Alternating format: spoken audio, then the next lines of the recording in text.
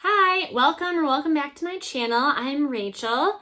So this is my May Reads wrap up. So this month, instead of doing like the random number generator from my TBR, I have a to be read pile that's like 20 to 30 books long. And I just keep buying more so it never gets smaller.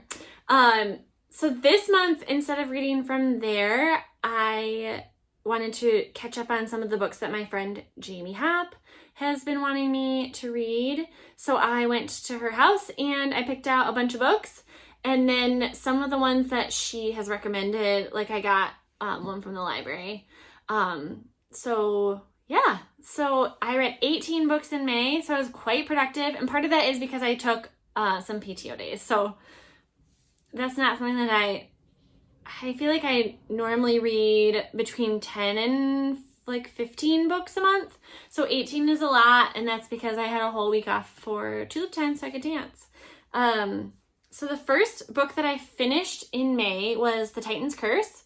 So this is the third in the Percy Jackson series. So Percy Jackson is a demigod. In the first book, he finds out that he's the son of Poseidon.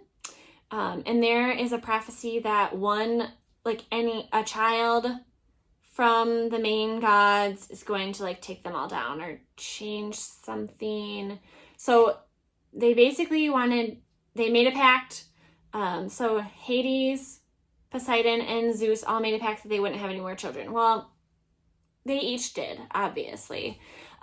So Percy is one of those children, and so he's like kind of working against the prophecy and trying to figure out if he's the one that's been prophesied about, and every book he goes on a different quest. So this one is another quest. I listened to them on audiobook, and I do really like the reader of the audiobooks, the narrator, and the stories move really quickly. So it's an easy one to finish on my drives to and from work. So I gave this one 3 stars. So I would recommend this series. I feel like, is it as good as Harry Potter? No, but if you like mythology, like this is a really good like starter to get into it. It's very entertaining. And then I read No Pain, No Gains, which is another, so this is by Chip Carter Gaines. So he has The Magnolia Story, which is written by him and Joanna, and I love that book so much. I'm sure I gave it 5 stars.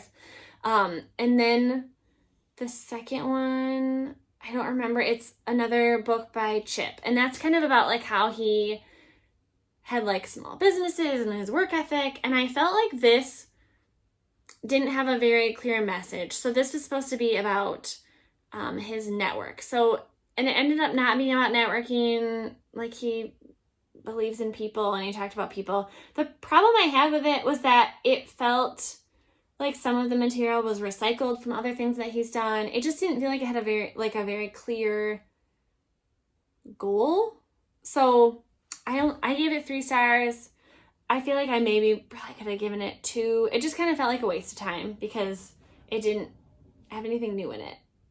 And then my first book that I read for a book club was The Reckless Girls by Rachel Hawkins. So this I would recommend for like a beach read. It's about a beach where everyone gets murdered.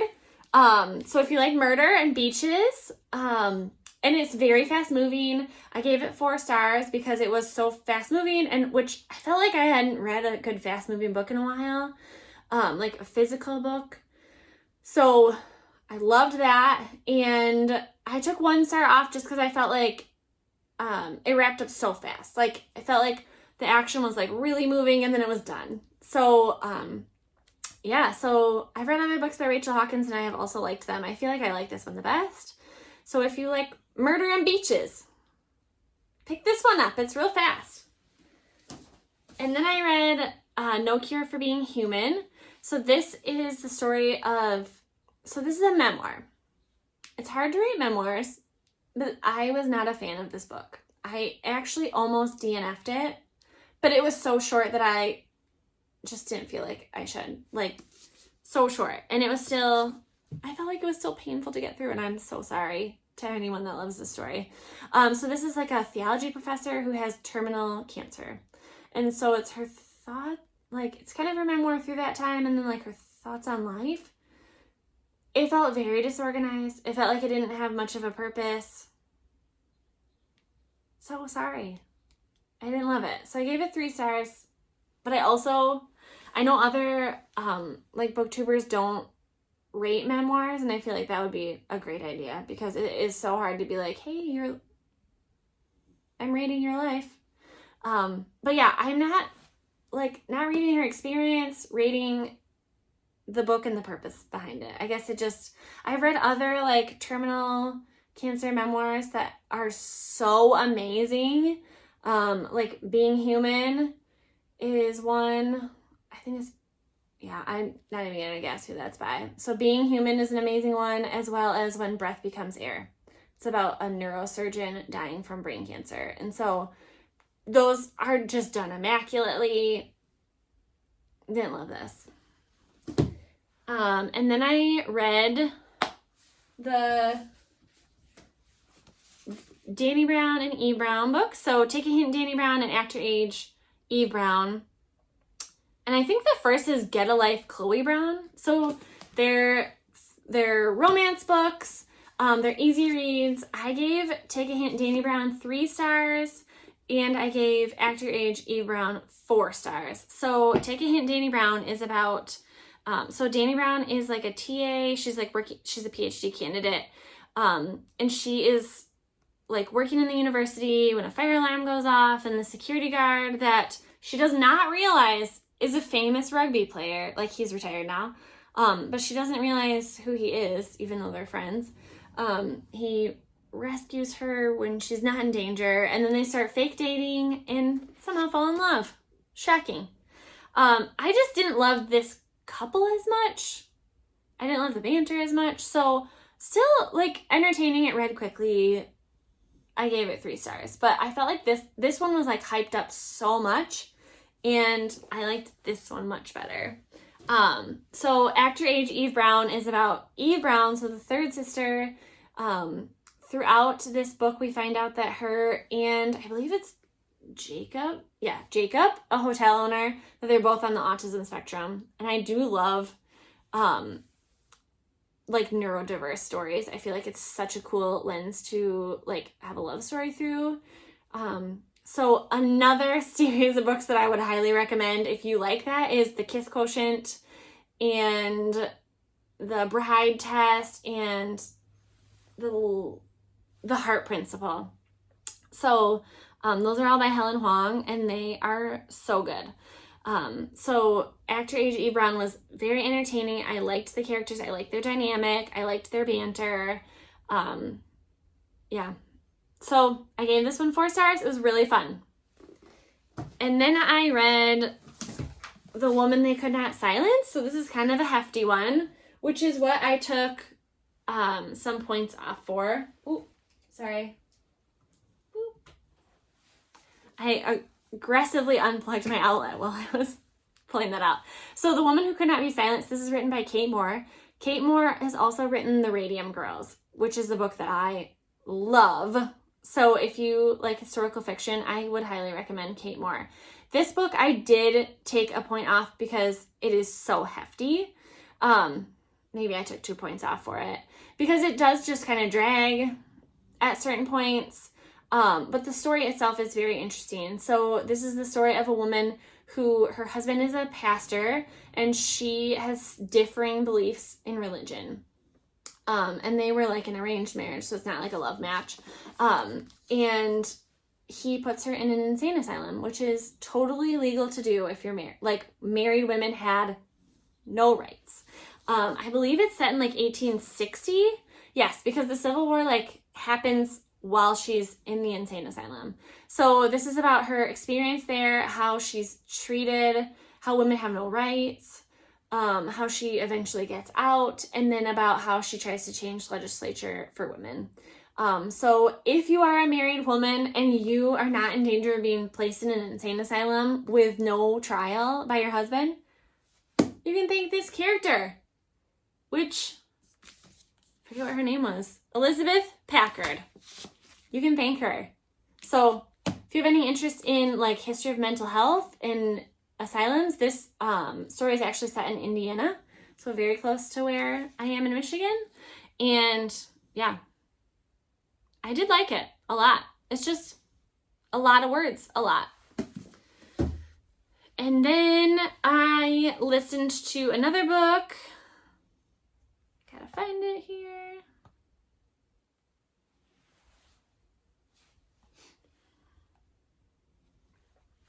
All right, so Renegades. So I have read a few different Marissa Meyer series. So she wrote the series, it starts with Cinder, so they're called the Lunar Chronicles.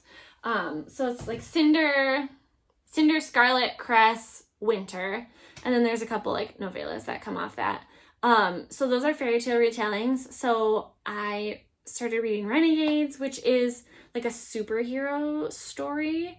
So the main character is Nova, and her family was like murdered by gangs, and the Renegades did not protect them.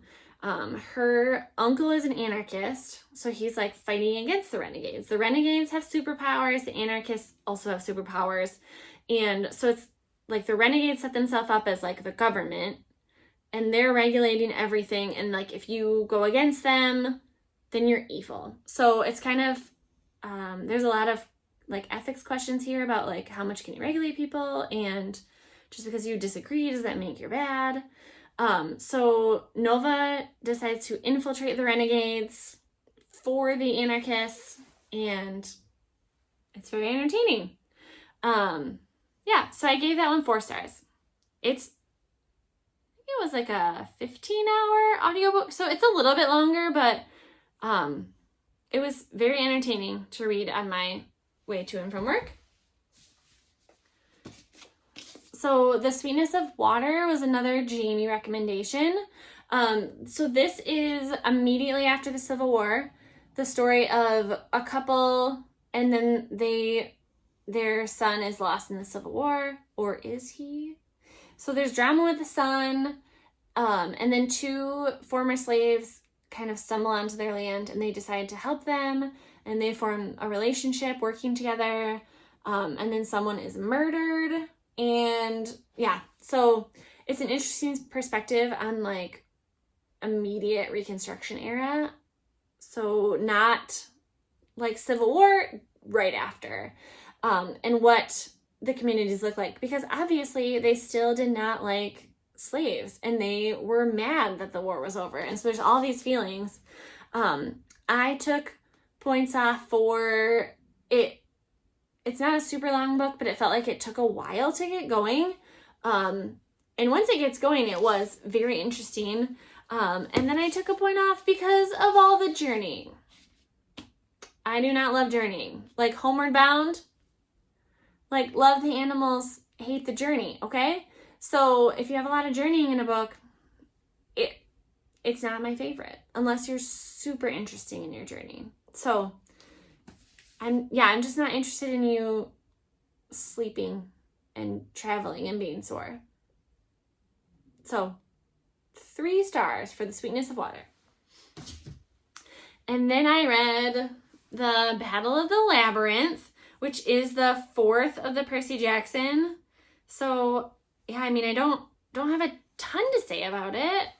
Can't really give away the exact plot, but you can tell that. So this is the 2nd to last book. So the 5th is the last in this series, and you can tell that it's ramping up for, I think it's called like the final battle, probably. So, or like the last Olympian, that might be what it's called. So yeah, you can feel that it's like ramping up. It's a quick story. Why? It's probably even more middle grade. So there's a battle in a labyrinth. 3 stars. Then I read The Letter Keeper by Charles Martin. So Charles Martin has written quite a few books. So one that you might have heard of is The Mountain Between Us. That was the book that was adapted to a movie that Idris Elba and Kate Winslet were in. The Letter Keeper is a series. It's the 2nd in a series currently that is 3 books. So the first is The Water Keeper. The main character in these books is, I believe, Army. I'm not sure which branch of the military he's in. So he's like military, but he was specifically trained to find people. So he like works with another, they're also priests. It's a little confusing. So him and this other man, they're military, but they're also priests. So they go looking for people. So like he is told that someone's taken and then he goes to find them. So it's mostly like sex trafficked women. So the first book is the story of finding a woman and all the things that he has to go to find her back. And kind of all the evil that he sees. The Letter Keeper is more, so after they find these women, kind of how they try to rehabilitate them. So it's like a continued story of the woman that he finds in the first book. And then there's a lot of other adventure that happens in this. I took some points off because I did feel like it was a little bit slow. And then when it finally was ramping up, it was done.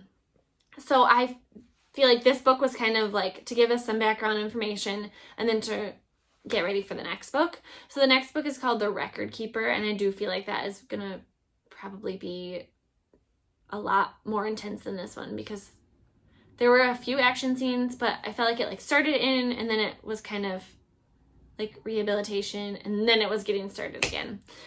So yeah, I gave this one 3 stars. I will definitely read the next because I do really enjoy this series, the premise, and I like Charles Martin books. So then I listened to The Summer of '69 by Ellen Hilderbrand. I've only read a few of her books, but this was one that we have for book club. So I should be starting to read it, like we have book club tonight, and then I should be reading it this next month, but it was available last month, so I wanted to just get started on it. So The Summer of '69, it looks like it would be a beach read, and the setting is a beach, but they do deal with quite a few heavy topics in this book. So the son is off, he's drafted and goes to Vietnam. One of the daughters is like thinks her husband is cheating on her and is dealing with the fact that like that they are not communicating, and she gave up her job and her career and is now pregnant, and maybe that's not what she wanted. Another sister is in an interracial relationship. The last sister is growing up. She's quite a bit younger than the others, and so kind of just learning how to be an older girl and turning into a woman. And there's also like family secrets and other social dynamics that are happening. The moon landing is happening. So it was interesting. I did feel like for how serious some of these topics were, it was still very light. So I do feel like it could be a beach read, but it's not. Yeah, it's just not like your traditional like romance beach read, but it is light and a little historical. Interesting. So I gave that one 4 stars because I did like how it moved and I liked the characters. Then I read Dating Dr. Dill. So this was Jamie's book of the month for March of 2022. So this is a pretty recent release. So the woman, she always wears sweater vests, and which you don't need to know, but she is wanting to keep her parents' house and her dad is wanting to sell it. And he said that he would give her the money for it if she got engaged. So guess what? Fake dating, fake engagement. So this story is very engaging. I liked the banter. I liked the like cultural difference because I feel like they are both Indian. And yeah, it's just very entertaining. I took off 1 point for it just being a little bit draggy in a couple parts, but so I gave it 4 stars. It was really good. It was steamy in a couple places, and yeah, I think you'll like this one a lot. Then I read Book Lovers. So Emily Henry is an author that actually went to Hope College, and I am from Holland, Michigan, where Hope College is. So I just love that she's like a little hometown hero. So I will always give her books 5 stars, but really I liked it. So the first book of hers that I read was A Million Junes, and that was the book of the month in 2017. So quite a while ago. It took me a long time to read this just because it's on my TBR for so long, but when I read it, I loved it. So then I've read everything that she's come out with since. And if you are on like TikTok or anything, you've probably heard of Beach Read. So this was her first that like went big. So I think it was like bestsellers list. It's such a quick, good read. So I gave this one 5 stars. I love it so much. Her second like one that's very widespread is The People We Meet on Vacation. And that one was a little bit longer, but it was like friends to lovers. It's so entertaining. I love that one too. So I knew that I was going to love Book Lovers. I was so excited. My sister pre-ordered it, so we had it immediately. So this is about a girl who she says that she is the girlfriend in Hallmark movies, like the girlfriend in the city. So when the boy goes to a local farm and falls in love with the little farm girl, she's the one that gets broken up with. So her sister like stages a vacation to a small town and tries to get her like to date people there, like small town people. And at the same time, her nemesis is there as well. So this is a little enemies to lover, like colleagues to lovers.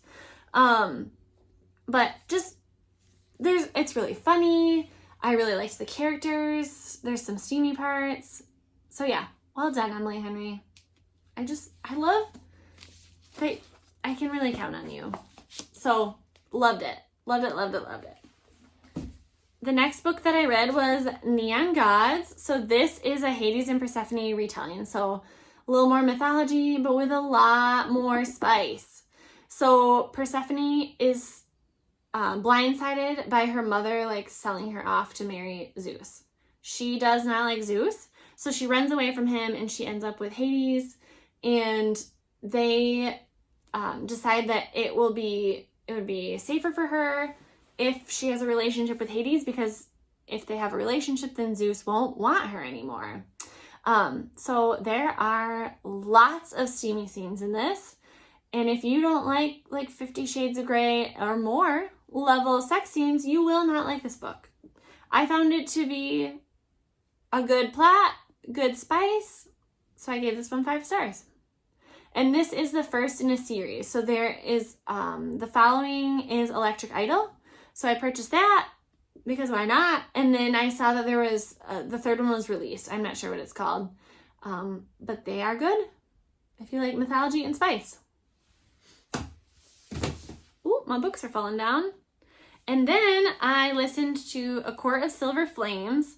So I feel that I read these books more from like social pressure than from actually wanting to read them. There's nothing wrong with these books. They're just not my favorite.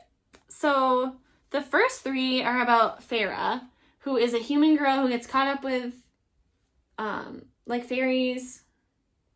Well, the fae. So they're kind of like fairies or elves, but like more warriors. So they're the fae. So she becomes one through a twist of fate. And so the first 3 books are kind of her story and the battles that they fight. And the 4th story is her sister's story. So I don't feel like I can give too much away. But her sister Nesta is like very bitter. She did not want what happened to her to happen to her. She has PTSD from all these battles that they've been through. And so it's kind of her love story, her coming into her power. And I liked this one probably better than the rest of the series. So I gave this one 4 stars. And yeah, now I'm done. I think this is the end. So I guess we'll see if she rates another one. These books are so long. So I listened to them on the audiobook and I think it was like 25 hours of listening. So I listen on 2 speeds, so it goes faster than that, but that's at least double of what your average audiobook is. Then I read the 5th in the Keeper of the Lost Cities series. So I've talked about these before, but these are middle grade. So even though it looks super, super hefty of a book, it reads so fast.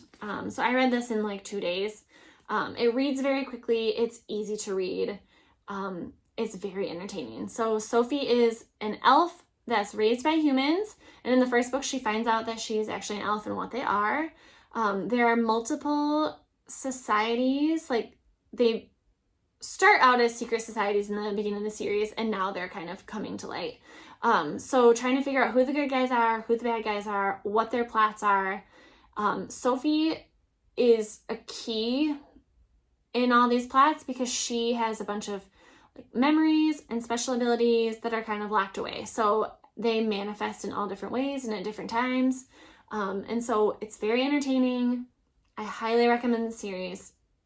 Like, love this series. So this is the 5th in 9 books, and I just started the 6th, and I'm very excited to keep reading them. And I think 9 is done. Like, I think the series is finished.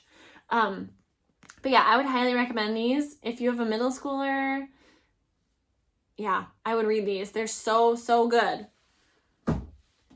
And then, I gave that a 4-star. So I think I've given all those 4 stars. I think I might have given the first one a 5th star. It was just like so good, new story. And I feel like maybe the 4 stars is more just because there's so many secrets still, and I like to learn a little bit more. So I feel like I can't wait for the last couple books when things will be revealed. And then the last book that I finished in May is The Only Plane in the Sky. So this is an oral history of 9/11. I found this book to be amazing and powerful. This is a 5-star. Like, from chapter 1, I knew this was going to be a 5-star. So these are people's personal accounts of being in and around 9/11. So you have perspectives from like Rudy Giuliani, from Laura Bush. Those are kind of, but they're not like dominating. Like, it doesn't just follow them. Every chapter has, like, it is just written out from what people's remembrances are. So there are transcripts from messages left from plane survivors. It's like family members who survived and them talking about being in the buildings.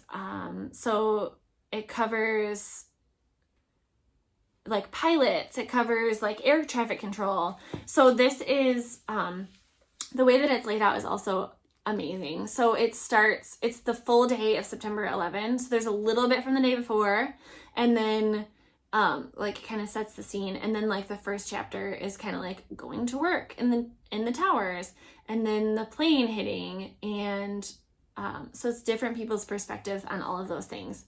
It is incredibly powerful. Especially some of these people, like a lot of them talk about luck, like lucky that they didn't go, like one guy had to change his tie so he's not in the towers. One guy like turned left instead of right and got stuck in a stairwell, and that stairwell ended up, when it fell like 80 stories, he survived. So just so many amazing stories, and it doesn't look very long, like it's like 400 pages, but it is dense and it is emotional. So I guess as somebody who watched this on TV and like, this was so scary, I cannot imagine how much like PTSD and trauma you have from surviving this or having a family member survive this. The people who maybe walked down 80 flights of stairs and thought they were safe or had no idea what was actually happening. Like, multiple people had no idea what was happening in the towers. They thought there was a bomb somewhere. And then they come out to this absolute war zone and people jumping, and maybe you're still killed by debris falling, or the building falling itself. So yeah, I highly recommend this. Really, really well told story. So that was a 5-star, if you didn't get that already. So 5 stars. Yeah, so that's my May reading. So that was 18 books. I feel like it kind of ends on a downer, but but it was so well told. And I forget how different life is after 9/11, right? Like, you used to just like walk on a flight with knives, and like how different our world is now, with like terrorist attacks and everything. So yeah, those are my 18 books. Look, my last half of May, I felt like was more successful than my first half. And I am really excited for June. So yeah, come back at the next month and we'll go through June. I already picked my TBR and it is gonna be great. A lot of them are like lighter, like beach reads, like romances I'm really excited for. And then I have like one epic fantasy that I've been waiting to read because I wanted The Wheel of Time to be done. So I can't wait to read that. And I think I will probably make another video about beach reads. So if you have like any like quick, either like thriller or mystery or romance that you think I should read that are like good beach reads or that I should put in the video, feel free to leave those in the comments. And yeah, I will see you next month.